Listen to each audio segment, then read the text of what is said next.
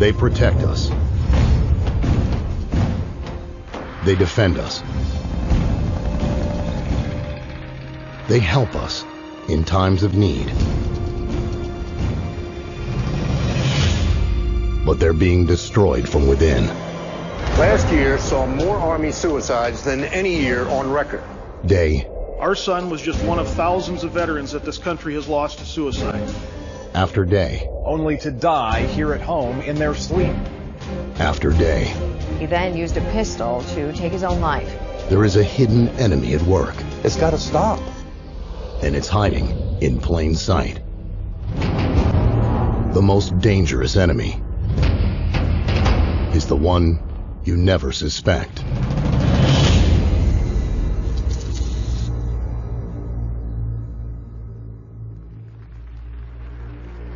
June 18th, 1940. Psychiatrist and Brigadier General J.R. Reese addressed the annual meeting of the National Council for Mental Hygiene with a strategic plan for psychiatry. We must aim to make it permeate every educational activity in our national life. Public life, politics, and industry should all of them be within our sphere of influence. But to reach their objectives, psychiatrists needed the perfect proving ground. One with an unlimited budget that could keep on growing. It's all about money. Billions of dollars. It's our tax money. A proving ground with an endless supply of human resources. More people than any other organization in America. These troops are the guinea pigs. They're being experimented on. A proving ground where every order is obeyed, no questions asked. You have to obey those orders. You don't have an option. I'm legally obligated. And a proving ground where any collateral damage would be labeled classified. This story has been censored every step of the way. Brigadier General Reese knew where to look. The Army and the other fighting services form rather unique experimental groups, since they are complete communities. And it is possible to arrange experiments in a way that would be very difficult in civilian life. It was a shrewd tactic, especially when sold under the guise of help. And now the soldier was sick, and unless we do something for him, he may remain sick for an indefinite period of time. Gentlemen, you are not requested to treat these patients. You are directed to do so. Psychiatrists had come a long way. Only 20 years earlier, they were almost unheard of in military life. It wasn't until World War I that they came out of the asylums and sort of worked their way into the military. It was a very slow, very gradual insertion. Slow and gradual, because psychiatrists were simply not trusted, and for good reason. Their treatments were never known to be scientific. In fact, many of their experimental procedures would later be labeled torture. One of the first uses of psychiatric treatment actually goes back to World War I, when it was used on German soldiers who were deserting and trying to leave the front because of the horrors of the trench warfare on the Western Front. This treatment was dubbed Kaufman cure after its inventor, but few would have called it therapeutic. The traumatized soldier was hooked up to an electric current, which was ratcheted up until he couldn't take it any longer. During this, the practitioner laid in hypnotic suggestions. Diese Kaufmann-Therapie wurde von den Psychiatern als Heiltherapie angewandt und eingeführt. Für die Soldaten war das alles andere als Heilung, weil es ja ein Schmerz war, der ihnen zugefügt wurde an den Gliedmaßen. Und so war wohl der wahre Grund, warum die Soldaten dann wieder an die Front gingen, nämlich, dass sie diese Schmerzen nicht mehr aushalten konnten und lieber sich in Kampfeinsatz wagten, als in der Klinik dauernd Schmerzen zu ertragen. But the pain these soldiers suffered didn't prevent psychiatrists from continuing their experimentation into World War II. And just as before, it was not designed to help their patients overcome the trauma of war. Zum einen war man von Seiten der Wehrmedizin im Zweiten Weltkrieg bestrebt, den Patienten noch schneller, als dies im Ersten Weltkrieg gelungen war, wieder an die Front zurückzuschicken. Das war der erste und sozusagen das entscheidende Ziel, das die Kriegspsychiatrie im Zweiten Weltkrieg hatte. All around the world, psychiatrists used the war as an opportunity to try some very risky treatments on soldiers who had very little to say in the matter. They were electroshocking some, putting others into a deep coma, and filling yet more with powerful, mind-altering drugs. As they infiltrated further and further, they became involved in military recruitment, training, discipline, morale. They were even making opinions about the selection of officers. Then Poole is an odd sort of man. In civilian life, he was very badly adjusted. In the personal sense, that is, he just couldn't mix, couldn't make friends. By 1943, psychiatry had penetrated so deeply into the American military, the Navy's top psychiatrist bragged, "Psychiatry now has a place in every step of the Navy man's career, from his induction to his eventual separation from the service." It is because of the military that psychiatrists, they became important. You know, they're wearing a uniform now, and they've got the epaulets, and, you know, they've got some power because of the military. The military gave them that. The United States Chief Military Psychiatrist, Brigadier General William Menninger, even wrote a manual listing all the mental problems he thought soldiers could have. But there were no blood tests, no x-rays, nothing observed under a microscope, just opinions. Scientific evidence? No, sir. But this only helped psychiatry. After all, Menninger's Army Manual provided a veneer of legitimacy, something they could use to diagnose and treat even more service members. The Army Manual was so widely used, it became the foundation for psychiatry's Bible, the Diagnostic and Statistical Manual of Mental Disorders, the DSM. Because of the influence of people like Menninger, by the middle of World War II, militaries around the world were buying into psychiatrists' claims that they were the mental health experts. And because of that, psychiatrists were free to try out drugs on a lot more soldiers. The drugs of choice are the barbiturates. You will note that in combat exhaustion, massive doses of these drugs are needed in therapy. During the Second World War, both Americans and Germans experimented with stimulants because everybody thought, well, this is great, you know, it helps you focus, it keeps you awake. One such drug was Pervitin, which was given to German soldiers to lower inhibitions and increase aggressiveness. Man kann sagen, dass dieser Feldzug durchaus Pervitin getränkt war, was die Wehrmachtssoldaten betrifft. Die Wehrmachtssoldaten waren für ihre Gegner unfassbar fit, sie waren unfassbar wach, sie hielten sehr, sehr lange durch, sie waren furchtlos, sie waren aggressiv und wirkten vor allem auf die Gegner wie aufgezogen. Et il a fallu à peu près 18 mois pour que les accidents apparaissent en nombre considérable, c'est-à-dire des jeunes soldats qui brutalement se conduisaient comme des bêtes féroces, tiraient sur tout ce qui bougeait, sur les civils et sur leurs propres compatriotes. Et les accidents, les imprudences au pilotage d'avions, au pilotage de chars ont été telles que l'armée allemande a interdit l'utilisation de ces drogues à partir du milieu de l'année 42 ou 43. Et l'armée anglaise a vécu la même expérience. Stimulants were also used by the Japanese. They gave its fighters instant courage, but at a price.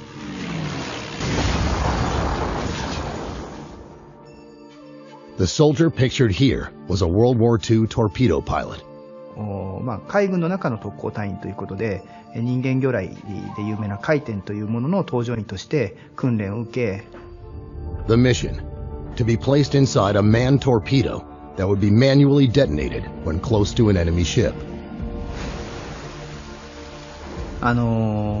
海軍の中ではね、とにかく先行艇部隊、先行艇による特攻を、とにかく成功させるためにということで、海軍ぐるみというかね、でもってとにかく搭乗員たちにアンフェタミンを投与させて作戦行動を成功させるということがもう行われたということですね。Although he survived the war, the man's life was ruined. で実際に私の叔父も、帰ってきて、復員してきてからそういった形で今度メタンフェタミンヒロポン中毒になって、で今度ヒロポンが禁止されたわけですよね。今度は何になってかもうアルコール、もう本当にアルコールはひどかったです。私も叔父がおばにね本当に暴力を振るうシーンっていうのは何度も見てますし、だから彼自身も実際に、自殺を3度図って。From the 50s through the 70s, psychiatrists in countries like Britain, the United States, and the USSR continued to use their militaries as proving grounds for an arsenal of new experimental treatments. American military psychiatrists used soldiers to experiment with LSD. The squad, composed of volunteers for the test, responded like well-trained soldiers, immediately and without question. The squad, all except the drill sergeant, now drugged with LSD. After a few minutes, the men found it difficult to obey orders. Even though they knew the dangers of this drug, British psychiatrists continued the LSD testing, this time on Marine commandos. Unknown to the troops, the drug was added to the water on the second day. At 11:40, the first effects of the drug make their appearance. The men no longer take cover, they relax and begin to giggle. 70 minutes after the administration of the drug, with one man climbing a tree, the troop commander gives up, saying, "I cannot do anything about this. I cannot control the men and I can take no action myself. I am wiped out as an attacking force." Soviet psychiatrists gave their soldiers God knows what. В советской армии я служил поваром, и обычно перед обедом приходил доктор, врач, и давал нам пакетик, чтобы мы сыпанули в борщ или там в кашу и размешали. Но мы обычно говорили, что это такое. Это нормально, это витамины. Но что это такое, я не знаю. Тем более, что мы, повара, обычно свою долю вынимали из котла до того, как приходил доктор. Up through time, soldiers continue to be given psychiatric drugs for uses never studied or approved. It's been one huge experiment. In the Falklands campaign, aircrew were given uppers and downers so that their flight duty quotas could be maximized. We've gotten reports that the Gulf War II pilots do take amphetamines, they do take dexedrine, and that at the nighttime they're given Ambien to bring them down so they can sleep. So they're continuously on this up and down kind of scenario. Certainly in the Iraq, Afghanistan wars, psychiatry has played a huge role. Huge. Psychiatry is now an accepted part of militaries around the world. We're told we should trust psychiatrists, that they're the authorities. Only one problem, though. Things haven't gotten better. They've only gotten worse.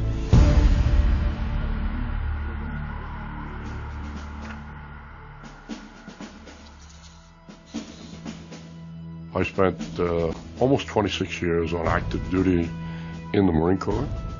I retired with the grade of Brigadier General. I was an Army captain in the aviation branch. I was a Staff Sergeant E5 in the United States Air Force. I was in the United States Marine Corps from 2007 to 2011. Florida Army National Guard. 31st Engineering Battalion. I was in aviation and military intelligence. Battlefield intelligence analyst. I was a U.S. Navy fighter pilot. Combat medic with an LPN license. So my nomenclature would be a 68 whiskey Mike 6. I got out as a sergeant, non-commissioned officer, this past March. I didn't see the emergence of psychiatry in the Army up until I suffered my own injury. And then it was like, it was a flood. It was a flood of doctors, and it was a flood of meds. There's just as much stress on today's soldier as in the past. Long hours, grueling missions, extended periods away from loved ones. And when mental and emotional problems strike, there's no doubting their reality. But no matter where soldiers go for help, in today's military, they often end up in the hands of a psychiatrist. You can go to a chaplain, and a chaplain is just somebody that you can talk to. But I think part of the issue is that a chaplain is kind of obligated to route you straight to a psychiatrist if you mention any key words, you know? Like, yeah, I have been stressed out or something like that. If you tell a therapist you're depressed, they're going to send you to a psychiatrist. It's going to happen. It's just how it works. So they'll make a real quick decision on you have a problem or what the problem might be within just minutes. So 10 minutes, maybe 15 minutes, if you're lucky, 45 minutes in the office. Standard practice for a psychiatrist is first to diagnose you with a mental disorder. He might tell you that you have a chemical imbalance in the brain, even though he hasn't done any tests to prove it. And he never will, because there is no test. In fact, there are no tests for practically any of the hundreds of mental illnesses listed in psychiatry's diagnostic manual.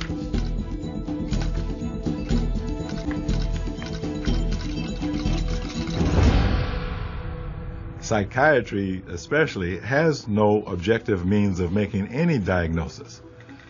In general medicine, at least you have x-rays and blood tests to go on. And so that's the big dilemma faced by psychiatry. They have zero ability to diagnose, so they have zero ability to treat. No physical abnormality has ever been found. So there is no physical abnormality to demonstrate by an MRI, a CT, an EEG. It's another fraud, pure and simple. It's another fraud. So, psychiatrists are diagnosing you with brain diseases, physical things wrong with your brain that they can't even prove exist. There were no medical tests of any kind. There were no blood tests. Nothing that I could tell that was scientific in any way or medical in any way. Somebody suggests that you have a disorder, a disease or something, there should be some sort of objective test. It's not unreasonable to ask for it. It's not unreasonable to insist on it. But you won't get one from psychiatrists, only their opinions. And they won't be shy about giving those. There are troops that are seeing psychiatrists who are automatically, before they even open up their mouth, being diagnosed just because of the way how they look. The psychiatrist told me that I would never amount to anything in the military again because of the emotional trauma I experienced and my current, at the time, my depression levels, my stress, my anxiety. I was never going to accomplish anything in the military. I would never be a good soldier again. And the only viable option that the military saw was to discharge me. When a psychiatrist says your life is not worth anything because it's been all some sort of psychosis or some sort of trauma event, or you've got this disease or that, or some brain chemical or whatever, a soldier's life turns into nothing. Every year, thousands of men and women in uniform are diagnosed with a mental illness, sometimes even 2 or 3. This has gotten so out of control that the U.S. Pentagon now spends $2 billion a year on mental health alone. And the Veterans Administration's mental health budget has gone ballistic, shooting up from less than $3 billion in 2007 to nearly $7 billion in 2014. That's a lot of money to spend on a profession that can't even find evidence for its brain diseases under a microscope. Not that this matters to psychiatrists. The diagnosis is only a first step, actually an excuse to get you onto some very dangerous treatments.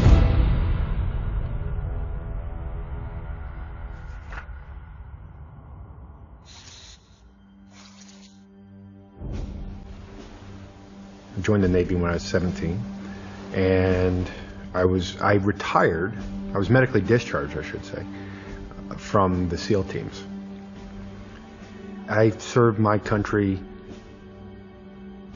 with America's best in a time of war, and I had the honor of leading them. But I did lose, my swim buddy, which is the guy you go through SEAL training with. And that gave me a survivor's guilt that I can't begin to describe. And, I make it through combat in multiple firefights and nothing. I got blown up by an IED. It broke my neck, and I didn't know it at the time. But I lived with that for like 5 years, make it through all of that. And I come back and they almost kill me with pills. The almost inevitable result of a psychiatric diagnosis is a prescription for a psychiatric drug. There's very little else psychiatrists do, and they've been prescribing a lot. From 2005 to 2011, the U.S. Department of Defense increased its prescriptions of psychiatric drugs by nearly 7 times. That's over 30 times faster than civilians. The drug push is no different for veterans. Depression is a disease. We get this guy from the Veterans, I think the Veterans Administration or something like that. And he's basically telling you, if you are depressed, if you do something erratic, it's a disease. This guy's literally the loudest guy in the entire briefing. Very just in your face about it. And he's just basically saying, if you're doing anything other than what you normally do, you have a disease and you need to be put on the system. You need drugs. We can control it with medication. And then right after that, they're going to get prescribed whatever drug the psychiatrist seems fit, rather than just being able to talk to somebody. No therapy, no lifestyle change. It's a straight line of how they educate these doctors in pharmacology, a symptom to a drug. Psychiatrists have no real idea of what their drugs are doing to the human body. But when it comes to handing them out, that hardly matters. My older brother got out of the Marine Corps, like I said, about a year ago. And when he went to the VA hospital to make his disability claim and talked to him, he told him that he had trouble sleeping. And he didn't tell me what they gave him, but he basically said they gave him a big bag of happy pills. I came home on R&R from Iraq and got severely depressed. And they went and told me to go see Don-based psychologist, which then they prescribed me meds. He basically told me what was wrong with me and prescribed me with Zoloft, and that was pretty much it. I've been on Ambien, Seroquel, Paxil. That was one of the big ones. A very dangerous drug that I just think is very harmful, called Abilify.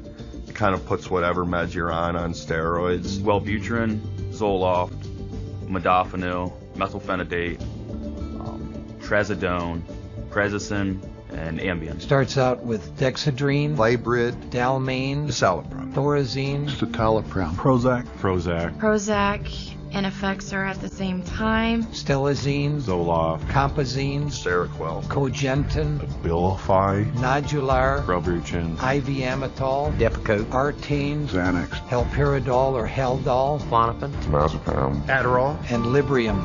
5 milligrams to 300. 300 milligrams. 1,200 milligrams of lithium a day. Most individuals who would be given these drugs have no clue what the drug is, really, or what it can do to the mind, really. They just don't know.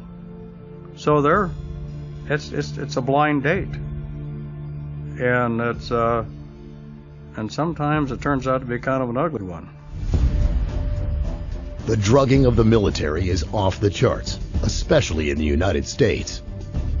In total, over the last 10 years, the the U.S. government has spent more than $4.5 billion just medicating soldiers and veterans. In fact, in 2011, the Pentagon spent more on pills, injections, and vaccines than on Black Hawk helicopters, Abrams tanks, Hercules C-130 cargo planes, and Patriot missiles combined. The use of both psychiatry and psychotropic drugs has just ballooned in the U.S. military. Every soldier that I've talked to, every time they've seen a psychiatrist, they would prescribe them some kind of psychotropic drug right off the bat. I would say 60 to 70% of the soldiers we saw in our center were on medication. Let me give you an example.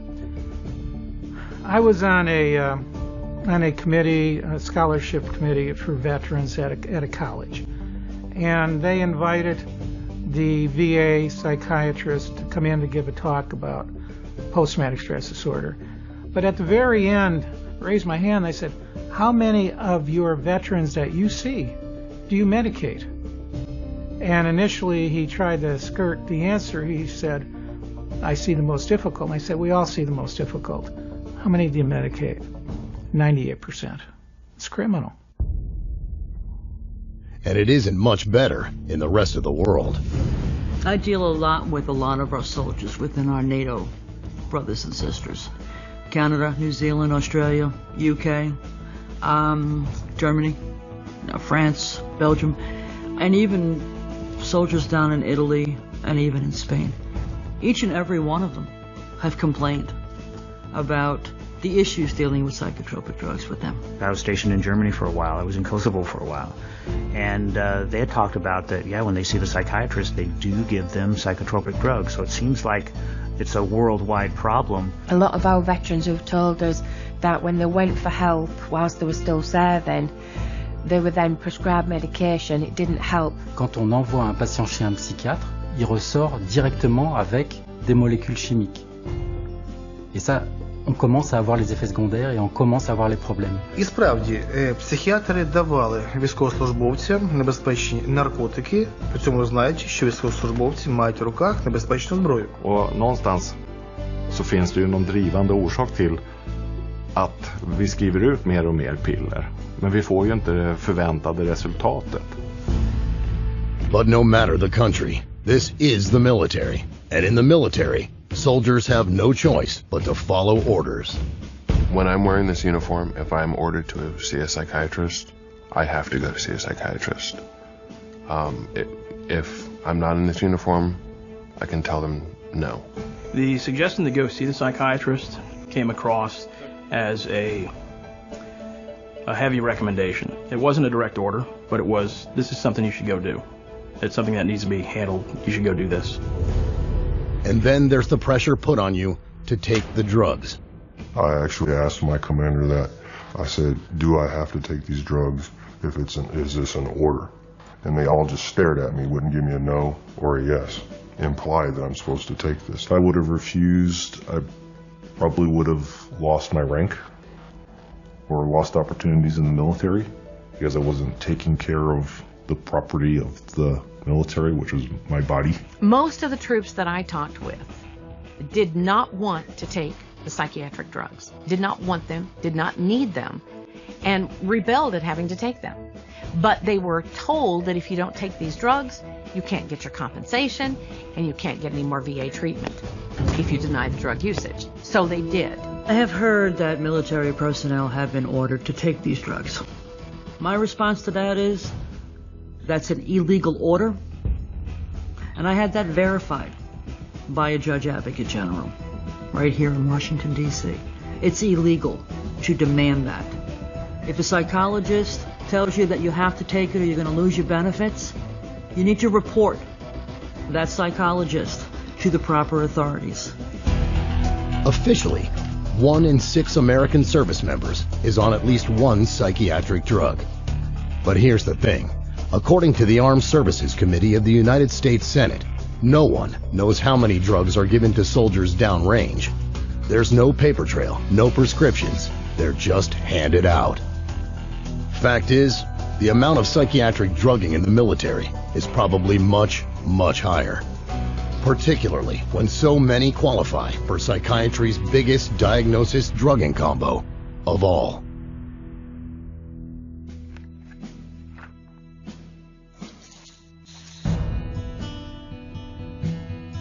I was in the Army, and when I got out, I was corporal. And then I went back as a contractor for the Department of the Army.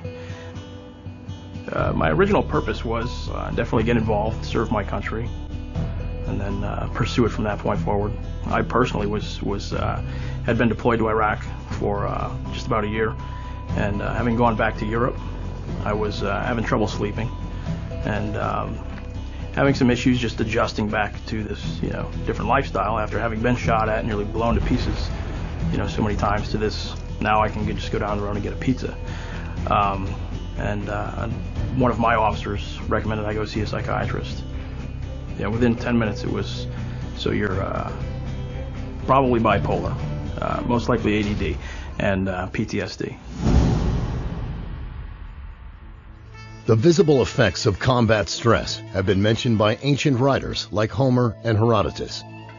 The French called it mal de pays. The Germans, Heimweh.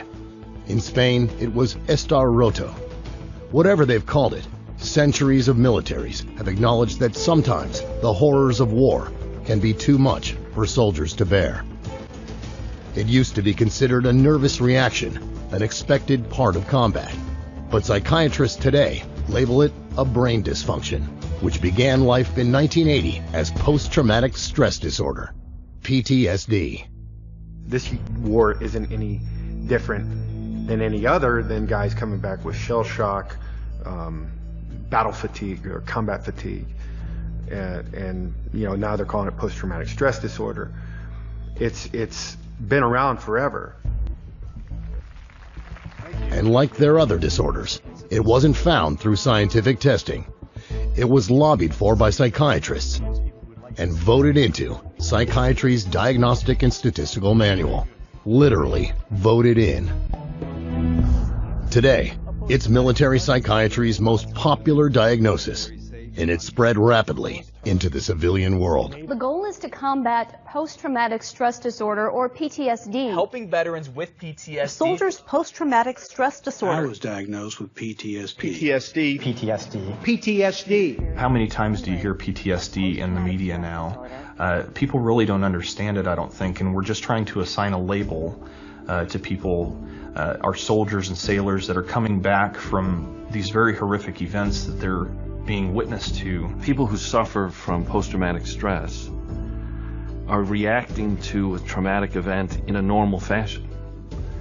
What we believe is that the military is treating veterans in particular with post-traumatic stress as though they have a mental illness. We don't believe they have a mental illness. We believe that they're wounded and what they need is healing. In PTSD, psychiatry has created a disease. They speak of it as a disease just as they speak of generalized anxiety disorder and clinical depression as diseases, but none of them are actual diseases. If someone shows up in my practice and they say a psychiatrist or other doctors diagnosed me with post-traumatic stress disorder, I would actually ask the patient, well, okay, what tests were done to establish that diagnosis? And they'll think about it and they'll realize that nothing was done. They just got the opinion of whoever the practitioner was. Certainly there is stress that goes along with combat. When you put a soldier into an environment where he's not getting sleep, he's being shot at, friends around him are getting hurt or dying, that's going to cause some bad side effects. Sure, those phenomena exist, but that doesn't then equate to, well, let's drug him. There's nothing fake about the horrors of combat stress. But for psychiatry to invent a medical-sounding brain dysfunction to convince you to accept their supposed treatment, and then they continue to expand its definition wider and wider. What qualifies for PTSD has recently been downgraded, but they have directives that come out that say, well, now we're going to suggest that everybody who's, been in a war zone could possibly, maybe. And so with that, anybody qualifies. What I saw with the new privates coming in is they were just out of basic training and they were given psych drugs for PTSD, for being in basic training for 9 weeks. I was diagnosed with PTSD because I came back and I was a little jittery, and it's just, I guess they said that I had PTSD from that, when it was just I was still kind of trying to assimilate back into the scene of not being in combat, of not being over. The determination that I had PTSD was almost made before I even walked into the office. They told me that it was clear that I had post-traumatic stress disorder and that I needed medication to fix it. Nearly every soldier in my company was diagnosed with PTSD. Nearly every soldier. There are 175 different symptom combinations a psychiatrist can use to diagnose you with PTSD. No surprise then that 37% of recent war veterans are being treated for it. Once labeled, 80% will be given psychiatric drugs. And of those vets drugged, 89% are put on antidepressants and 34% powerful antipsychotics. Even after one of the world's top PTSD psychiatrists did a study admitting that antipsychotics don't work. Just because a medication can be widely prescribed doesn't mean necessarily that it's really helpful for overall for the symptoms of post-traumatic stress disorder.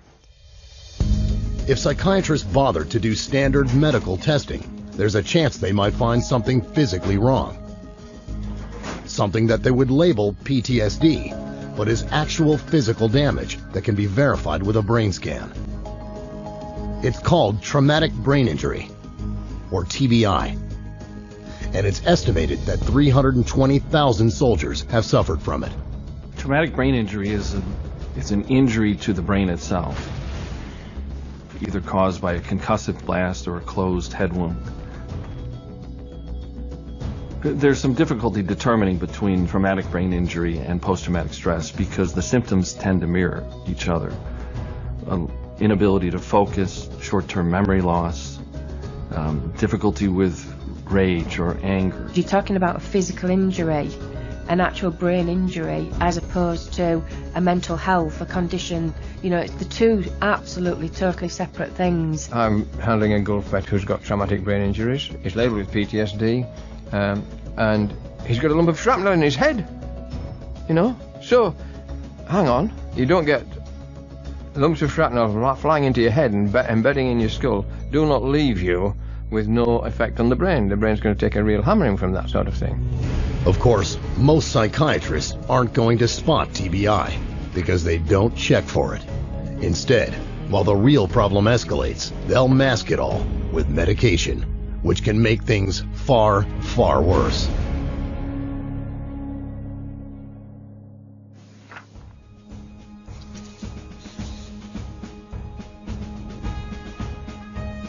I think my main goal why I joined the military was, the first thing is to get money for college. And then all my friends were going in and they were having a blast with it, and I just really wanted to do something with my life and not just stay here in a small town and not do anything.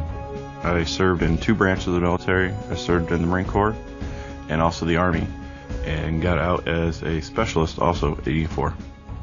When I was in the Marine Corps, I never went and saw a psychologist, but when I was in the Army, they told me I had to go see one. At that point, he diagnosed me with PTSD and prescribed me Prozac and Wellbutrin in Iraq, still carrying a weapon, still in the combat zone. The psychologist said that my anxiety and depression, everything, like stuff like that, should actually go away. And actually it did not, it got worse. The life of a soldier is demanding. You're trained to be alert, decisive, and focused, and in top physical and mental shape. It's a necessity. But psychiatric drugs can make you combat ineffective.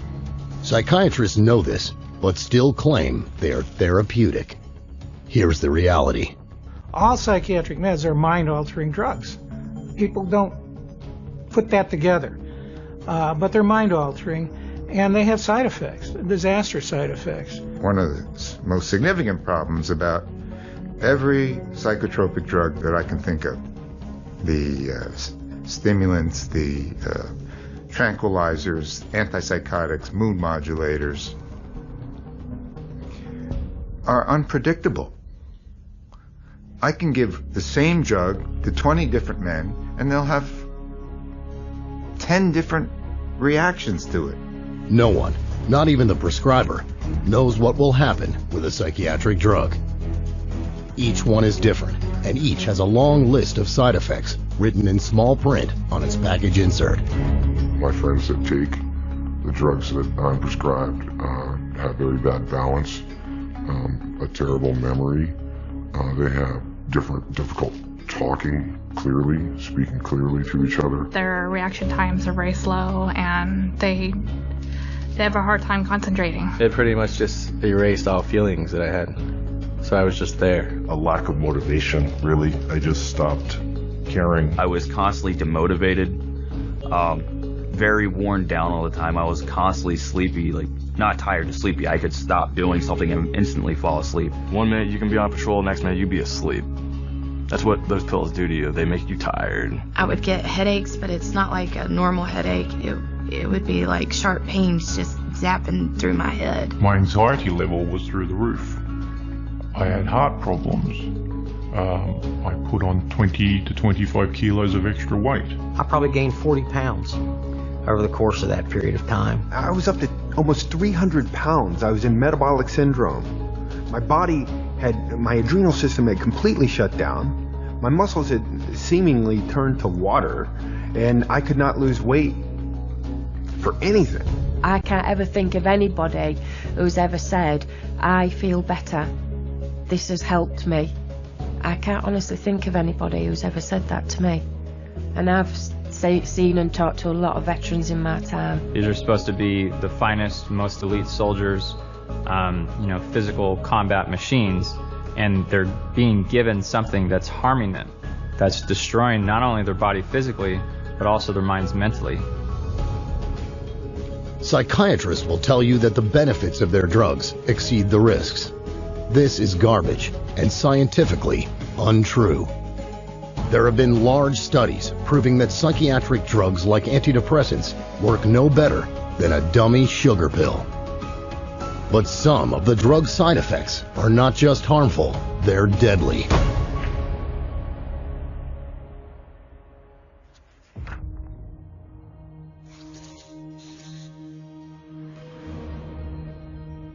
On top of all the terrible side effects you can experience with psychiatric drugs is the strangest fact of all. They don't cure anything. So what do?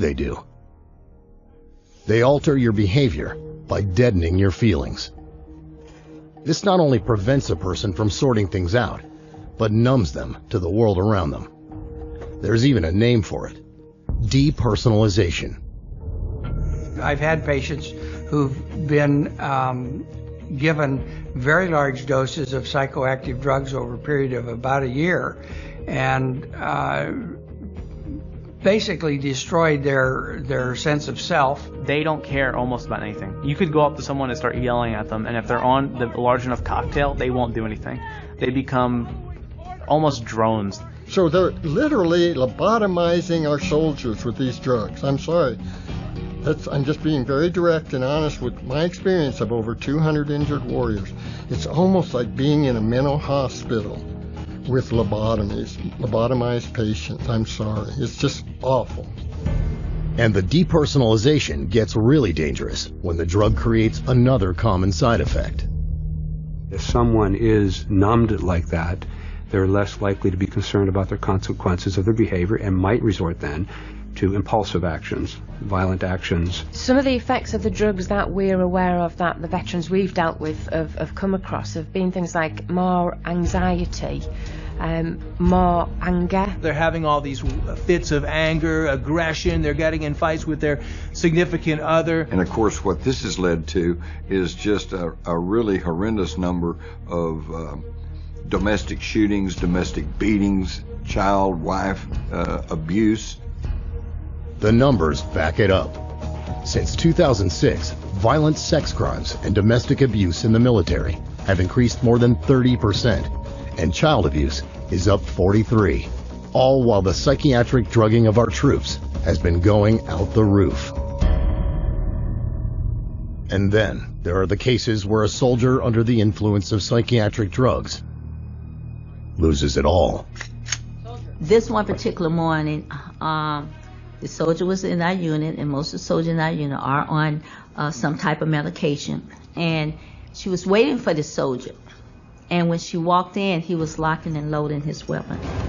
And she asked him, "What are you doing?" And he looked at her, he said, "I don't know." And she said, "You were locking and loading," which means he's putting his ammo in his weapon. And she asked him, then she said, "What were you going to do?" He said, "I don't know if I was just going to shoot myself or shoot up everybody in this building, and then myself." And we were there. May 11th, 2009. Sergeant John Russell opens fire in an Army combat stress clinic in Baghdad. He kills 2 officers and 3 enlisteds. The day before, his psychiatrist had prescribed him antidepressants. March 11th, 2012. In a remote village in Afghanistan, Staff Sergeant Robert Bales murders 16. 9 were children. Before his murder spree, Bales had snorted the psychiatric drug Valium while also drinking alcohol. September 16th, 2013. Navy veteran Aaron Alexis brings a shotgun to Washington, D.C.'s Navy Yard, where he kills 12 people in cold blood.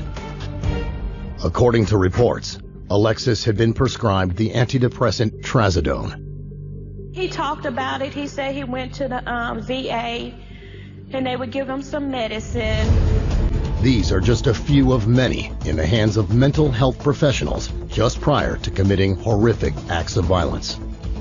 There's Army Private First Class David Lawrence, who murdered a Taliban commander in his prison cell while on Zoloft and Trazodone. Terrence Tyler, a former Marine who gunned down 2 co-workers, then himself, at a New Jersey supermarket. He had been diagnosed with major depression and was taking Prozac. And Eddie Ray Routh, who murdered a decorated Navy SEAL.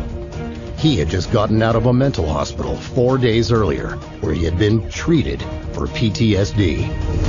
Drugs and weapons do not mix.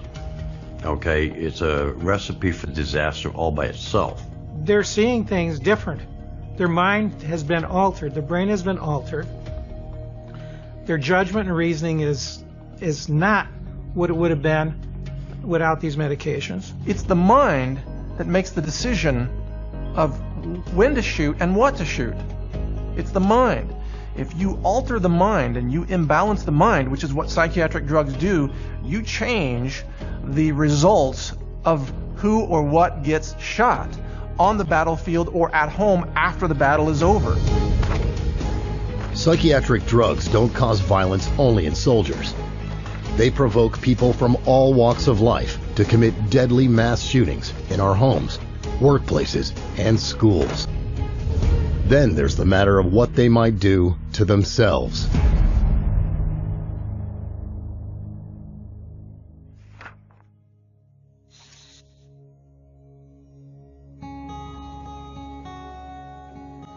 Ever since I was a little kid, I always loved the military. I loved the Army, and I think I always knew that I wanted to, join. I just said, I wanted to go and experience it, and just to serve my country.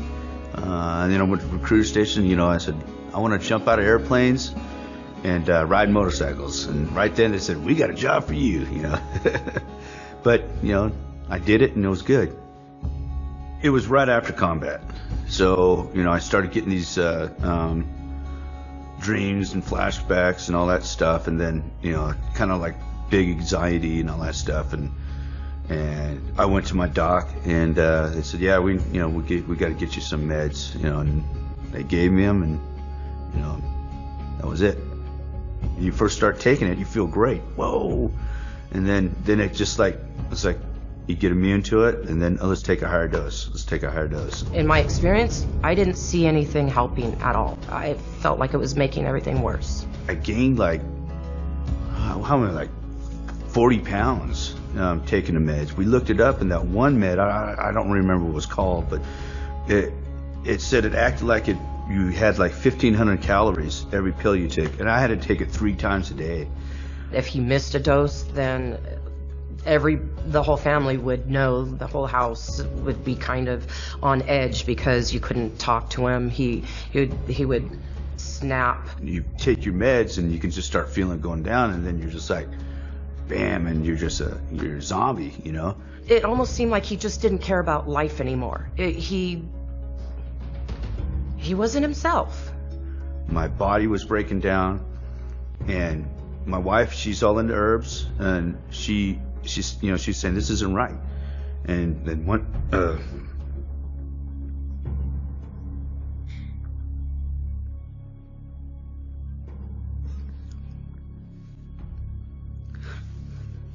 I was drunk, and the meds, just taking that shit, and I just said, I'm done. And I took my pistol, I put it in my mouth, and she opened up the door, took him, and I said, somebody do something, and this shit just didn't work, and I had to literally grab the weapon away from him because it probably would have happened. That's why I'm stopping.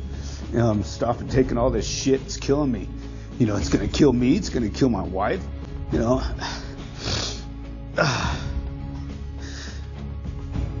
That was the straw that broke the camel's back. It wasn't working, and something had to be done. I didn't want to lose my husband. I didn't want him to kill himself, and I didn't want to be killed as well in the process. I knew I wasn't me.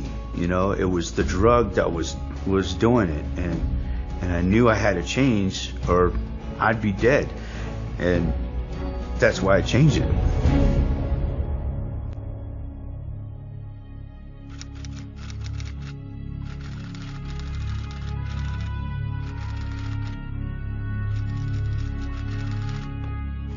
There is a huge problem with suicides in the military. Since 2002, the rate in the U.S. ranks has almost doubled. The suicide rate has really been going out the roof here lately with our military members, both while they're still in and once they return back to the States. I would move from base to base to base, and I'd be on different missions at different times. And one minute I'm on a base and I'm having lunch, and I'm being asked, hey, did you hear about those 3 guys, those 3 soldiers who committed suicide? It was a black eye on Fort Bliss. Soldiers were dying left and right.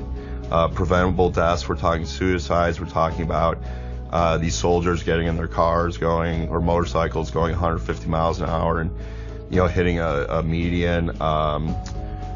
Family violence, it really spiraled out of control. With all this happening, psychiatrists continue to hand out psychiatric drugs in volume, drugs well known to increase violence and suicidal thinking. My psychiatrist at the time had issued me a recommended gabapentin, and I took one, and I think within 30 minutes I had thoughts of suicide. They started me on a really low dose to build it in my system, but even the low dose, I was still feeling side effects of suicide, depression, anxiety. I did notice that there was a lot of times that I thought, that it would just be better to be dead than to keep living like that. And I look back on it now, and I do realize that it was the meds. Yes, there can be reasons for suicide in today's military that don't involve psychiatric drugs. But it would be stupid to ignore the drug's influence. Just ask the troops with boots on the ground. I was military police, actively working as a police officer on the military installation. And in 1 week, I went to about 8 or 9 suicide attempts where the person either overdosed or, said that he was going to kill himself, something like that. And 1 for 1, every single person was on psychiatric drugs. Because of my role as a criminal investigator, I didn't witness the soldiers while they were taking psychiatric drugs. All I got to see was after the suicide or after the death, and then the reports come out. We'd get called pretty often to investigate. We would have an autopsy performed and would include a toxicological exam, which would determine any drugs in the system, and usually there was some type of drug. A lot of them were taking some sort of medication for depression or anxiety. There were a lot of suicides happening in the military, overseas in theater and back in the States. From 2009 to 2012, more U.S. soldiers died by suicide than from traffic accidents, heart disease, cancer, and homicide. The U.S. Secretary of Defense called it an epidemic. So, yeah, it's a problem. Some have claimed that this is because of the stresses of war, but 85% of military suicides never even saw combat, and 52% never deployed. Meanwhile, the competence of military psychiatrists is never even questioned, and it's resulting in suicide attempts such as this one. My son joined the Army. He wanted to make a career and become something. He was still sweet and more normal when he came back from Iraq, even though he had, nervousness in crowds and PTSD. He was not different in personality as far as, to that degree like what we saw later on the drugs. And so when Michael said, hey, I'm having anxiety issues, I said, you need to go tell them. Well, and that's what really began his journey. That was the worst step, in my opinion, that we could have ever done. It started off with 1 drug and went to 2. With each successive symptom that he got a new drug. And we noticed that he started to go down in personality. It wasn't our son anymore. It was, anger, slurred speech. It was surreal because the person I was talking to wasn't even my son. He was unsure of himself. He didn't have any will to do anything. At one point, he had stopped brushing his teeth, drinking water, eating, because he didn't care. He didn't even know that he was that way. And I researched and discovered that our soldiers were being medicated and that they were committing suicide from it. So I printed all my research out and I handed it to my husband. And I said to my husband, tell me what you think of all this research. And he came back to me and said, if my calculations are correct, there's a pattern here that matches our son's behavior. And if my calculations are correct, he's just about ready to commit suicide. I was in the dollar store and he called me and said, I don't want to upset you, but I want you to know Michael's okay, but he tried to kill himself. And he put 2 IVs in his arms and he bled out in the bathtub and he was drawing in his blood on the walls. He didn't even know he was committing suicide. So his cognizance, his reason, was already usurped by these pills. They take away who you are. And he wasn't the same. We had the hospital check him and they found at least 9 drugs in his system. And they're just the ones they tested for. They were giving my son drugs that had black box warnings. Said, if you're under 25 and you're taking this pill, your risk of suicide is going up 50%. Risk of suicide. But they were still giving the pills. What he went through was so horrific it's hard for him to talk about, but he allows us to speak because he wants to save his comrades. He wants to save others who are going through the same thing, who are being drugged with lethal cocktails. Me speaking as Michael, knowing the things that he has said to others, he would say, stay away from the pills. It's a dead end. Psychiatrists claim their drugs save lives, but they rarely discuss the serious risk of suicide. Why don't they? Because those black box warnings for 18 to 24-year-olds, that's the age range of nearly half of all deployed American soldiers. And yet, the use of psychiatric drugs in the U.S. military has soared 76% since 2001. That includes antidepressants that psychiatrists hand out to soldiers to prevent suicide. There's no evidence that drugging stops suicide. The reason I'm saying this is because it is alleged that if somebody is suicidal, you should medicate them. Except there's no evidence that medicating somebody who's suicidal is going to prevent suicide. There's substantial evidence that many drugs actually promote suicide. And last year, within the DoD, there were 349 suicides among military personnel. That's almost one a day, literally one a day. That's more suicides than were killed in combat. And the military is very concerned. In fact, in 2009, Fort Campbell, Kentucky was actually closed down by the base commander for a time because they were having just an inordinate number of suicides. Suicides on Fort Campbell have to stop now. The last I heard, the VA was getting close to 450 calls a day to their suicide hotline, which they set up years ago to handle the amount of veterans that have suicidal thoughts on a daily basis. 450 calls a day. It's a problem that has echoed through the halls of government. One of the biggest concerns I have about the military is the inordinate number of suicides that have taken place among active duty and those who've left the military. 3 years ago, I got Congress to hold hearings to examine the relationship between suicide and increased use of medications, and there was a direct parallel.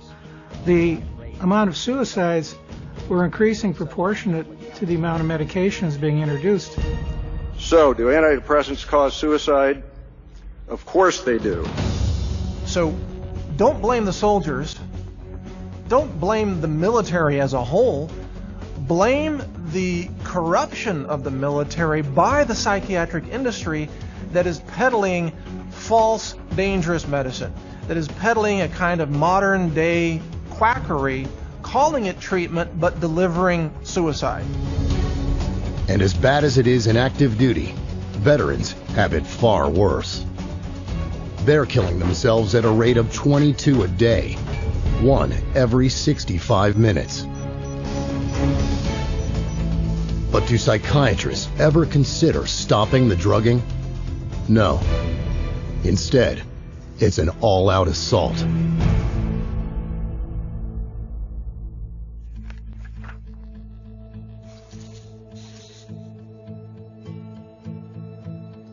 I was a very highly functioning non-commissioned officer. I was a platoon sergeant at the time. I was kind of always being groomed for that next rank. I was getting sent to the right schools, had the support of my chain of command. Things were going really good. After I witnessed this traumatic event on my last deployment in Iraq, that's when the medications really started coming. I mean, full force. And like I said before, before I knew it, I was on 9 to 12 different kind of medications. And when I was going through the separation process in the Army, I had to get some physicals and evaluations from outside people. These professionals would see my records come up on the screen and the amount of medications that I was put on throughout my time in the Army, but especially the last couple of years, and they would literally gasp. And they were shocked at the amount of drugs, the high doses of these drugs. It was like a 6-page rap sheet. With all the ways psychiatric drugs can react on your body, How do psychiatrists counteract a side effect from a drug they've given you? I can't sleep at night. The stomach pains are worse than They don't take you off the drug. They'll either raise the dosage, which can cause more side effects, or they'll add another drug, which will add even more, then another, and another. It was clear right away that they really had no idea what anything that they were giving me was really going to do. They said, this drug may not work. You may need a different one. This one may need a higher dose. This one may need a lower dose. There was friends of mine that I saw had 2, 3, 4 pills they had to take daily. You'd find soldiers that are on dozens of medications. And when I say, 7 to 9 drugs at one point, I'd say that was very average. I've heard as high as 14. I know of some troops, personally, who were given up to 20 different drugs. It's kind of depressing if you look at the number of medications that I've been on. It's very thick. It makes up a large portion of my medical file with the Veterans Administration. And a lot of people were on not only psychiatric drugs, but drugs for their injuries. And the combination made them different. They weren't the same people. They're mixing amphetamines with painkillers and antidepressants and sleeping pills. I mean, even to the unlearned, that sounds insane. This practice is so common, they've even got a name for it: polypharmacy. And here's a little-known fact. Many of these drugs have never been tested in combination, which makes those taking the drugs little more than guinea pigs. The danger escalates with every increase in dose and every increase in the number of medications. I have watched my clients who have been prescribed psychotropic drugs, sometimes a cocktail, often a cocktail, sometimes a single drug, and they are grievously changed. If they were experiencing an adverse effect, how would they know which drug it was? Was it the antipsychotic? Who knows? Was it the antidepressant? Was it a combination? These guys don't know. All they know is they're supposed to take these because their doctor said they'll be better. And in fact, they only got worse. And the problem is that there's no attention to the detail of what happens to these troops that are placed on them. There's no follow-up. They're simply placed on them, given a great big huge supply of them, and they're sent out to fight. In fact, some American soldiers are routinely given up to 180 days worth of psychiatric drugs when they go to the front. No supervision, no restrictions, just take them when they want. And what happens to it when they go into combat?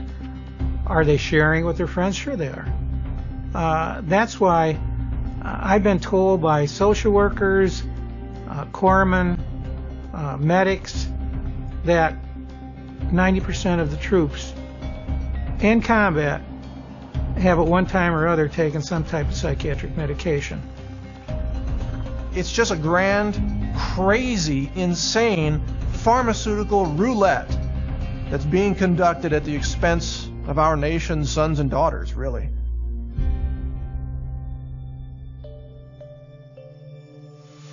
My husband never did drugs, nothing, never did anything. And I dated him 5 years before I married him. And he never did anything like that. And then when he was in Afghanistan, the psychiatrist over there started giving him the medications for depression and, of course, the pain that he was in because he had been hit. And the first time he got hit, they just started drugging him up. And the second time he was hit is when they sent him home to me. And 2 weeks after him being home, the violence was so incredible.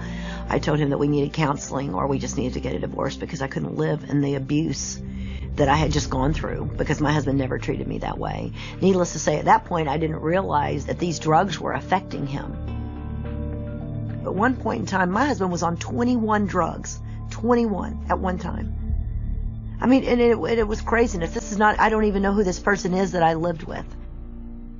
I've tried to get him help right from the beginning with the drugs, and they're refusing him any help. They just keep continuing to give him the drugs, and he's not getting any treatment.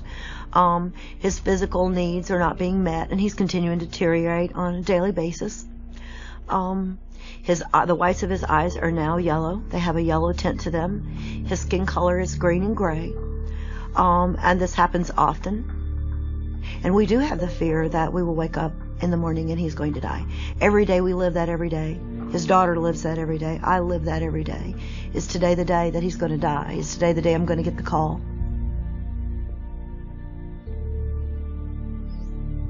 They need to give me my husband's life back, is what they need to do. They need to take him off the drugs so that he can think. He can't think. He doesn't know. The horrible reality is that once on these drugs, it's hell to get off them. You can get addicted to some in as little as 2 weeks. Now we have soldiers coming back from the battlefield and they're addicted to psychotropic medications, and they have a detox reaction back in civilian life, and they begin to exhibit the side effects for which they were being pre-medicated. So they become depressed, they become suicidal. Not only is it dangerous to be on these drugs, it's also very dangerous to come off of them. In fact, in many cases, the suicides happen immediately after someone stops taking an antidepressant drug. So if you do that, make sure you do it in a way where you have medical supervision and you have a support system in place so you can get off of those drugs safely. Trying to get off psych meds by yourself, especially cold turkey, is very dangerous because of the terrible effects you may experience. I'm having anxiety, I'm perspiring, I just don't know what to do. Psychiatrists will tell you it's the return of your mental illness and that you need to get back on your drugs. That isn't true. This is withdrawal, just like with any street drug. The doctor did not tell me if I did come straight off of these that there would be a worse effect. I didn't know that. So when I did come off it, I fell harder. These are actually addictive drugs, and I didn't know how to act without them. The withdrawal process is rough. And one of the things that I experienced is all these emotions, all these feelings, all these trauma, all this sadness that wasn't being dealt with, wasn't being cared for. It was just being medicated. When I got off all those drugs, it was like a floodgate. Even though you come off those pills, there's a period of time, for I think a long, long time, that stuff is coming out of your system. And sometimes you think that life would be better if you were dead. It's shocking how many soldiers are returning home addicted to psychiatric drugs. A U.S. Army investigation discovered that as many as 35% of warrior transition units have a prescription drug problem. And very often, the addiction is not temporary, but for a lifetime. But it can get even worse than that, because sometimes these drugs can turn deadly, striking quickly and without any warning.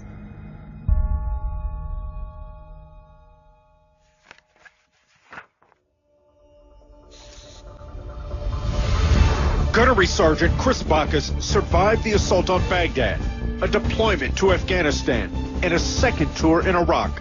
What specifically killed your brother? He died because he mixed narcotic drugs. Whenever he had an issue with them, they would increase either the dosage or the potency of the individual pill. A bomb couldn't kill this Marine, but a bottle did. Chris Bacchus had 2 antidepressants, 2 opiates, and the anti-anxiety drug Ativan in his system. A total of 27 different prescriptions were found at the scene, most of them recently prescribed. The autopsy said it was the drug interaction that killed him, something any doctor worth his salt could have predicted. The case of Chris Bacchus would turn out to be no different from hundreds of others. Only 450 miles away, Stan and Shirley White celebrated the safe return of their son, 23-year-old Marine Corporal Andrew White, from the combat zone. Little did they know what would happen when he went for help to a local veterans hospital, only to be diagnosed and then drugged. Andrew's behavior really started to deteriorate. We saw more and more withdrawal. We saw anger issues. At one point, he slept for 2 or 3 days at a time. The psychiatrist, their solution to his deteriorating condition was to increase his medications or to change the medications. On February 12, 2008, Corporal White died in his sleep. Didn't even move, just died. The coroner's report said it was a intoxication of these drugs. Not mentioned, but his heart stopped beating. Andrew being 23, being very healthy, not having any major issues, you shouldn't die in bed. He was one of 4 veterans, only in their 20s, who were found dead in bed in West Virginia within just months of each other. It took a dogged investigation by a neurologist from San Diego to find out why. I tried to understand how they could have died, what the mode, the mechanism of death could have been. And these dead in an undisturbed bed were cardiac. Suddenly the heart stops for some reason. Tracking down every lead, he discovered that each had been diagnosed with PTSD, and all of them were taking the same potent cocktail of psychiatric drugs. Came across literature on the antipsychotics, and they said that the antipsychotics have a particular danger. They can stop the heart suddenly. And here these veterans, all 3, were on a combination of drugs which can cause or lead to sudden cardiac death. Might this not be the tip of an iceberg? Might there be others? And to make a long story short, that list grew to 250, 300, and today it is 351 probable cardiac deaths. The risk of sudden cardiac death makes those drugs truly unfit for human consumption, and yet they're being used like jelly beans in the military. Yeah, we're watching me here, Devil Dog. Another of those cardiac deaths was 21-year-old Corporal Chad Oligschlager. Are you kidding that? It's machine gun fire. We don't know where it's coming from. But no worries. We have our sandbag structures. Carry on. Chad was hilarious. You know, super smart. Super smart. He was a lot of fun. You know, he played sports, you know, all of that. Like any normal kid was, outdoors all the time. He was willing to make friends and talk to everybody. So that's kind of, you know, what caught my eye in the beginning as well. So he was just fun to be around. This Native American has no comment. Well, he told me the reason why he wanted to join the military was that if he went, then maybe his children wouldn't have to go. He really felt like it was his duty as a citizen to participate. When he came back, we realized he was different. He had asked his commander that, you know, he wanted to seek counseling. He needed some help because he was having problems dealing with what he had done over there and what he saw on that first tour. All right, the reason I'm down here and not up there is because as soon as the IED went off, we were talking about a possible trigger man. We don't know where they are because we never know where they are. Just all kind of saw like, okay, they're going to give you some medication. You're going to, you know, see a psychiatrist for a little bit, talk it out. Things will get better. We were so naive. When he was on the drugs, he seemed like he was just doped up all the time. He was disoriented. It literally turned him into a walking zombie. I mean, after he would take that, and you know, and he was real adamant about making sure he took his medication on time. It just felt like the medication made him forget what he was doing, made him forget some things that had happened in the past. We'd be talking about stories and he wouldn't believe what I was telling him. And he'd take Seroquel and then 10 minutes later be going back to his pill bottle and say, well, I got to take my medication. And I was like, you just took it. He wasn't in control, I felt like, in the end. He just really didn't know what he was doing. He wasn't going to work when he was supposed to. He said he would just sleep in his room. We're going to pause for a second due to malfunctions and technical difficulties. I got the knock on the door at 11 o'clock at night. But when I heard the knock on the door, I knew what it was. They had found Chad. And my thought was, okay, great. Where is he? Where's his little shit? You know, I hadn't heard from him. And he said that he was at the barracks. I said, okay, is something wrong? Can I go see him? And he said that they found him in his room, that he was dead on the floor. They didn't know how long he'd been there, that he was already gone, and I couldn't see him. I couldn't even get on base. All I could think of was that he was alone in that room by himself,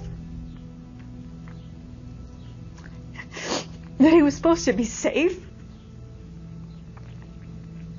It was harder for us because we always expected, if he's in the military, he's in the Marines, we kind of expected that if he were to die, he was going to die when he was out on deployment. You know, he was going to die, you know, killed in action, something. We didn't expect him to come home and die. I had a doctor at Texas A&M University read the autopsy and then said that the levels of the meds in there were not excessive. They were in line with what was prescribed. Nothing was out of range of dosage, but they looked at it and they said, how come he's taking, 7 of them? It's a lot. And the doctor looked right at me and said, they killed him. I blame the psychiatrists and I blame the doctors for prescribing those pills. Those are the ones that never checked up on him and let him walk out with all the other pills. Didn't take any of the pills away, just kept giving him more pills. And they're the ones. Good morning, and hoorah. Psychiatrists call these deaths accidental overdoses. But let's face it, this borders on negligent homicide. And as our soldiers succumb, one by one, to prescribed levels of these lethal cocktails, you have to wonder if psychiatrists even care to find out why. It's bad enough that troops are dying, but this drug taking ripples far beyond the victim. It can also affect the lives of those they love most.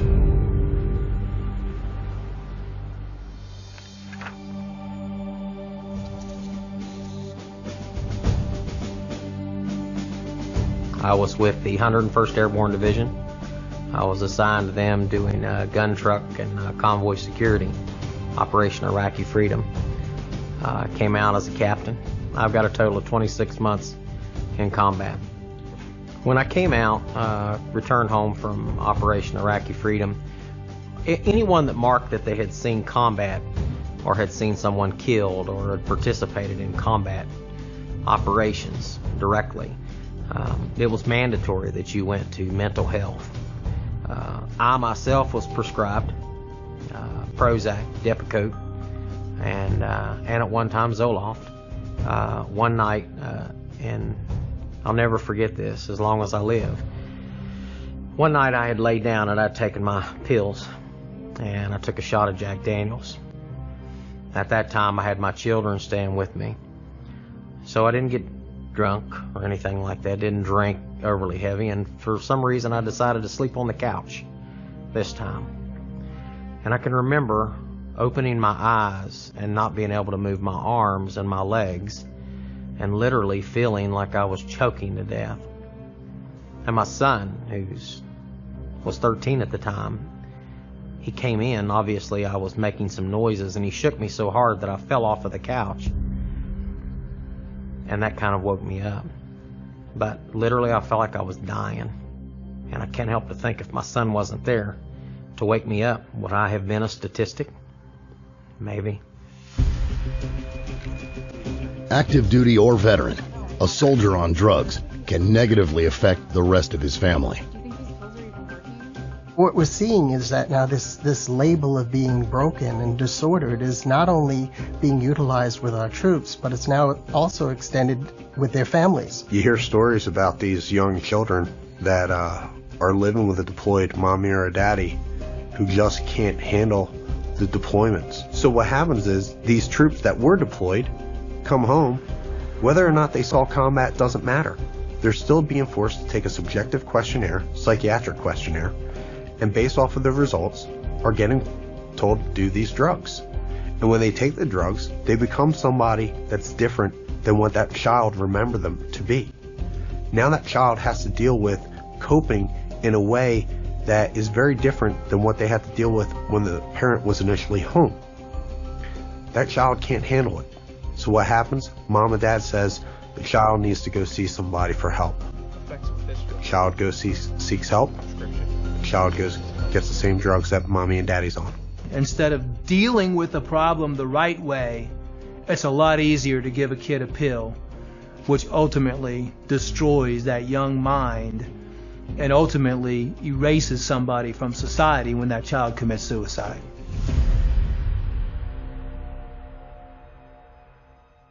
My youngest son, Daniel, was a very funny, a little prankster with lots of friends in the neighborhood. He was loved by his teachers at school. We would go out fishing or hunting or just playing around out in the woods. So we're able to spend quite a bit of time together whenever I wasn't gone on training or deployment for the Army. Daniel began having trouble sleeping very shortly after he left, and he was worried that his dad wouldn't come home. He was worried that his dad was going to get killed.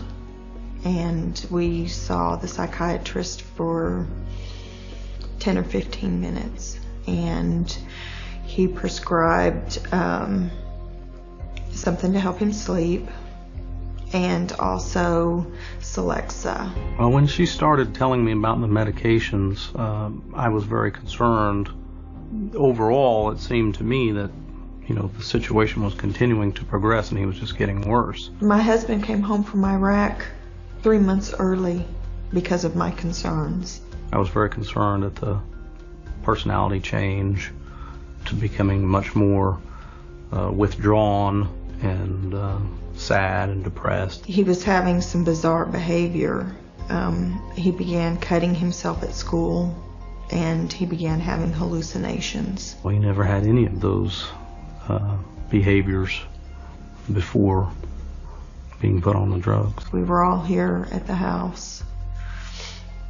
He was out of our sight for 10 or 15 minutes, and he had snuck in and went and he'd gone into his room, and I sent James to go find Daniel to help me in the yard, and he did. What was your emergency? We need an ambulance. What's going on? My little brother hung himself. Okay. What's his name? Daniel Rains. My mom is performing CPR right now. Okay, let me transfer you. Don't He was an innocent little boy who was just worried about his dad, who prayed every night that his dad would be safe, and that his dad would come home, and that angels would protect him. But there wasn't anybody to protect my son. Psychiatry and the military took our youngest son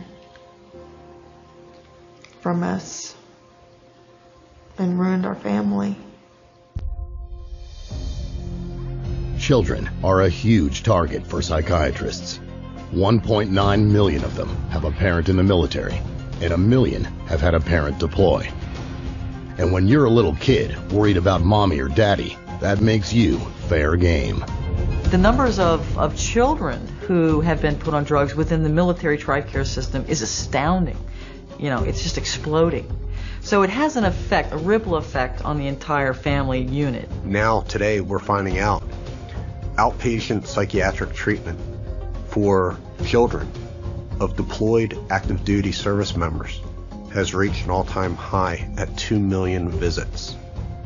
How many drugs are these children being forced to take now? Whatever it is, it's high. According to a study in the Journal of the American Academy of Child and Adolescent Psychiatry, 91% of all kids visiting a child psychiatrist come away with a psychiatric drug. Is this really what we want for our children? You have to wonder why, with all this failure, psychiatrists keep hurting people, drugging them, addicting them, creating violence and suicide. It is for the most disgraceful of reasons.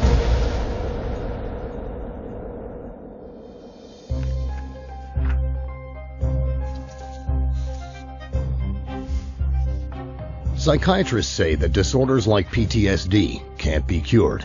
Instead, they claim they need to be managed with drugs for the rest of your life. It's bad medicine, but great for the bank account. Once you label somebody and you start medicating them, over the life of that person, it's going to cost the government about $1.5 million to provide these medications and treatment. There's a lot of money to be made here. There's a lot of money to be made by the companies that are producing these drugs. Profit is the only conceivable motive for all of these psychiatric drugs in the military. Taxpayers are footing the bill for this travesty of medicine. These psychiatric drugs that promote suicides, you're paying for them. So why do psychiatrists hand out drugs at such record levels? Because drugging people is a lot easier than actually helping them.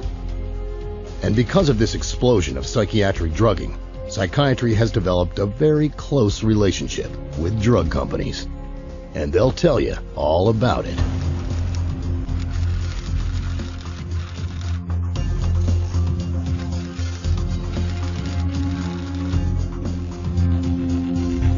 Unfortunately, almost everywhere you look, you'll find financial conflicts of interest.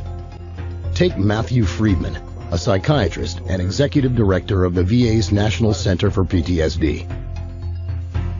Not only has Friedman been a paid speaker for 3 different drug makers, he also sat on the scientific advisory boards of the pharmaceutical companies that make Paxil and Zoloft. And guess what? These happen to be the only 2 psychiatric drugs approved by the U.S. government to treat PTSD. And then there's Dr. Elspeth Cameron Ritchie, until recently, the top psychiatrist in the U.S. Army. She praised the antipsychotic Seroquel for being very useful for the treatment of anxiety and combat-related nightmares. Not only is Seroquel totally unapproved for that purpose, it's linked to sudden cardiac death. Soldiers call it Serokill. On the street, it's baby heroin. That same year, Ritchie starred in a webcast partially bankrolled by Seroquel's maker, in which she continued to push the use of psychiatric drugs on the battlefield. Of course, I'm a psychiatrist, so I tend to think of psychiatric medications, and we treat soldiers with medications, with cognitive behavioral therapy, and other sophisticated treatments on the battlefield. Finally, there's psychiatrist and former Brigadier General Stephen Xenakis. When he was in the Army, he pushed hard for frequent psychiatric screening of soldiers. The more, the better. Today, the Army screens its soldiers as many as 5 separate times, including a mandatory psychiatric screening when returning home from deployment, and a follow-up 6 months later. And these screenings are loaded with conflicts of interest. The development of one questionnaire, recommended by the Army Surgeon General, was funded by Pfizer, the maker of the antidepressant Zoloft. Another screening program for service members and their families is administered by a group given millions of dollars from 8 different drug companies. But Xenakis wants his own piece of the pie. He stands to make millions as CEO of a corporation selling a brain scanning device he plans to use to diagnose PTSD. Bottom line, with psychiatry, it's all about money, certainly not about help. And yet, without reforming this broken and ineffective system, the United States Department of Veterans Affairs recently hired 1,600 more mental health workers just to handle the problems the profession itself worsened. If all we're doing when we get more mental health professionals is more of the same thing, but then it's a fool's errand. And for the soldier who joined out of duty and served with honor, it all boils down to one word: betrayal. One of the things I have the benefit of really is getting thousands of emails a week, whether it's from veterans or other people suffering from pharmaceutical damage. It's specifically veterans these days. We see an increase. We see people calling out and saying they feel betrayed. They are very proud to serve, fight for their countries, protect, the people back home, their loved ones. And I think all they ask for is to come home and be treated fairly, given answers and looked after. And they're not looked after. They're told, it's all in your head, it's mental, take the tablets, it'll cure, go away, and that's it. And I think that is betrayal. For a word to use for those people is an understatement. It's the deepest betrayal of a human being to kill them while claiming you're treating them, to call it medicine and deliver death. And it's all so needless, because there is hope, and it doesn't involve psychiatric treatment.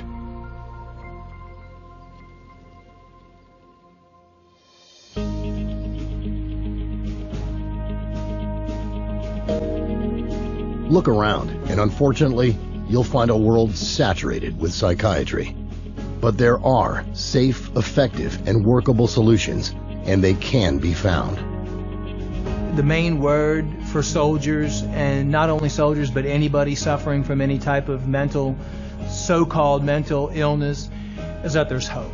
That there's hope out there, there's solutions out there, things are available for you to get your life back, to not have suicidal thoughts, to not end your life, and it does not include psychiatric drugs. There is a way to solve this. It's to get rid of the drugs and start treating soldiers like human beings, not lab rats. That's the solution. The vets who get over their war wounds do it on their own, do it with friends, do it with colleagues, do it in support groups.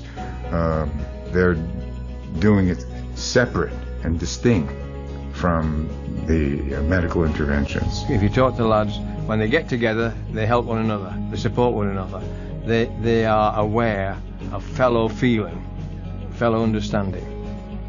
Psychiatrists, by having the opportunity to disrupt that process by using drugs, can often disrupt it rather than support it. A soldier does need help. He needs care and love and friendship and, whatever else is going to make him feel better personally, but he does not need psychotropic drugs.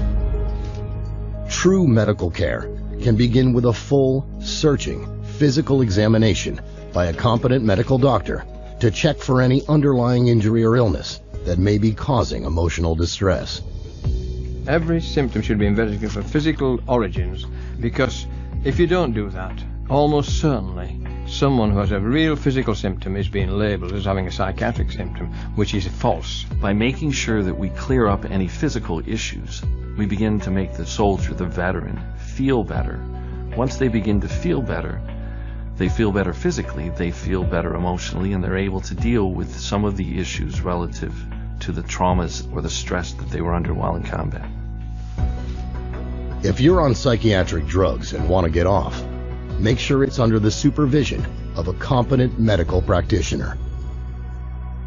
Getting off the drugs is one of the best things that I've done, and because it's helped me out. It helped me be back being Mike Mezin, and it really saved my life. It's transformed my life, but at the same time, it's also made me look real hard at the damage that those drugs were doing me while I was on. It was that type of incident that catalyzed my resolve to aborting the system that I was in and moving forward with a non-pharmaceutical approach, which has been phenomenally successful for me. I'm not the same person. But there are still many soldiers right now very much at risk for being ordered onto psychiatric drugs. That's why it's vitally important to know your rights. There is an obligation for the service to take care of our sons and daughters that are sacrificing themselves and giving an oath to defend the Constitution with their life. I mean, that's a big deal. The command may say you have to go to see a psychiatrist because we believe you to be unstable. So does he have to show up for the appointment? The answer is yes. However, once you go into that therapist's office, you are not required to participate in that treatment. So on occasion, I have people that call me and ask me, can I refuse this or can I refuse that? And I say, absolutely. Underlying this right to refuse is one of the most important rights of all: informed consent. Informed consent means you have the right to be informed in advance of all risks and benefits of the proposed psychiatric treatment, any alternative treatments, and the option of no treatment at all. Do active duty and military have a right to informed consent? Absolutely. But these soldiers, sailors, Marines are not informed as to all of the consequences of these medications, because if you were truly informed as to the consequences of taking these drugs, would you really take them? And the answer is most likely no. Informed consent is just one of many rights you have under the Military Code of the United States.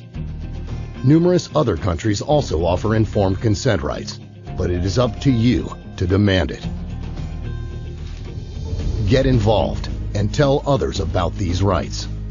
Many courageous survivors of military psychiatry and their families are speaking out right now, and they could use your help. I don't want another family to experience what we've experienced. Unfortunately, that's happening. This is an outrage. What's going on here? Are these young people just guinea pigs? Apparently so. My daughter was a guinea pig, and she's gone. One of Tony's last things, he always told me, just keep speaking up, Mom. Even if you only help one person, just keep speaking up. My goal is not just to tell Anthony's story, but I feel it's a story that's not unique. It's something that's happening to so many of our troops. As an advocate for my son and an advocate for wounded veterans across the country, our group that I work with, we're trying to make a change in that direction. So we made it our mission that we're going to tell everybody we can and have the website have as much information that we can. We've got to get the word out to our soldiers. Don't take these drugs. Don't take these drugs. It's the beginning of the end. Immediate action is needed, not just in the United States, but around the world. More British soldiers and veterans committed suicide in 2012 than were killed in battle. Same thing for the relatively small Australian military over the past decade.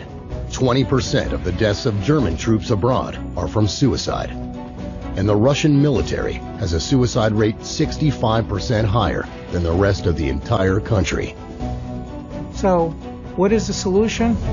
Get rid of psychiatry and mental health. Don't leave them in charge. Mental health will not improve until psychiatrists are no longer in charge of it. I truly believe that they are destroying our military. The battlefield is safer than psychiatry. Do you understand that? Statistically, you are less likely to be shot by an enemy than to be killed by a pharmaceutical drug. That's the truth about psychiatry. And yet, psychiatry's reach today goes well beyond the military. It is just as J.R. Reese planned. Psychiatric treatment tested out and advanced within the military, spilling out into every nook and cranny of civilian life. Psychiatry is currently an international $330 billion a year industry. It promised help. It delivers pain, damage, and death. The hidden enemy has now been revealed. What happens next is up to all of us. You've got the facts. Fight back.